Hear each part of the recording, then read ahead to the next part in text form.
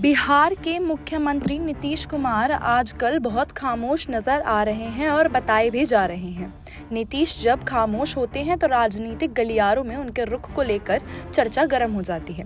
एक बार फिर ऐसी चर्चाएं चल रही हैं। आइए देखते हैं वो कौन से कारण हो सकते हैं जिसके चलते नीतीश कुमार सभी से कटे कटे हुए नजर आ रहे हैं। वक्फ बोर्ड संशोधन बिल को लेकर अभी तक यह समझा जा रहा है कि बीजेपी को उसके दो सबसे महत्वपूर्ण सहयोगियों जेडीयू और तेलुगु देशम पार्टी का समर्थन हासिल हुआ है।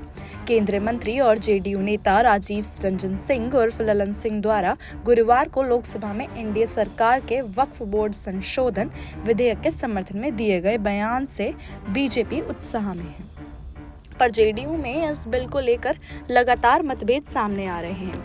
इंडियन एक्सप्रेस ने अपने सूत्रों के हवाले से लिखा है कि नीतीश कुमार इस बिल से खुश नहीं बताए जा रहे हैं।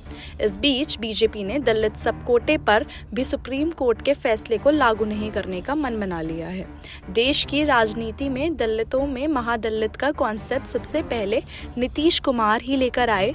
जाहिर है उन्हें इस बात का भी बुरा लगा होगा कि सुप्रीम कोर्ट के फैसले को लागू नहीं किया जा रहा है।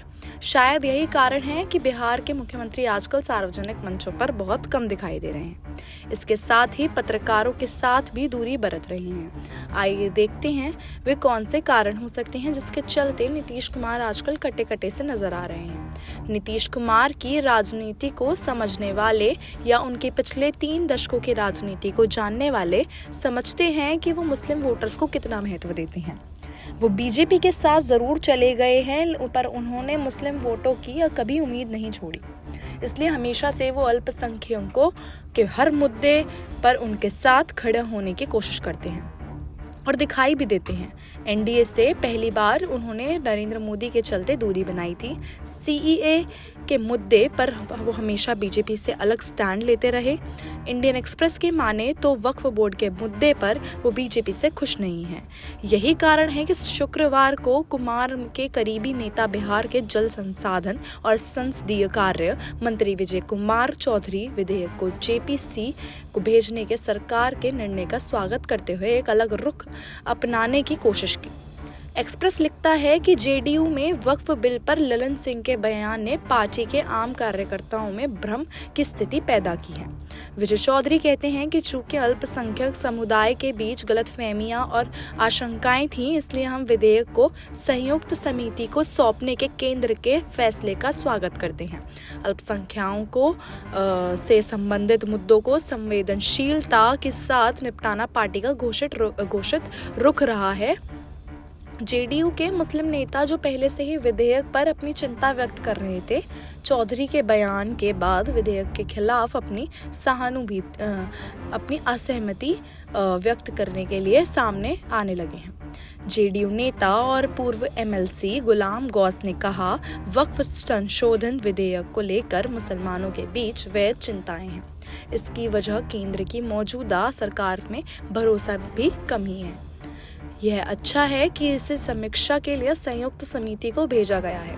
जेडीयू के राष्ट्रीय महासचिव और पूर्व राज्यसभा सांसद गुलाम रसूल बिलियावी ने कहा, हम वक्फ संशोधन विधेयक का विरोध करते हैं और जानना चाहते हैं कि क्या केंद्र मंदिरों और मठों के मामलों में समान कानून लाने का प्रस्ताव रखता है।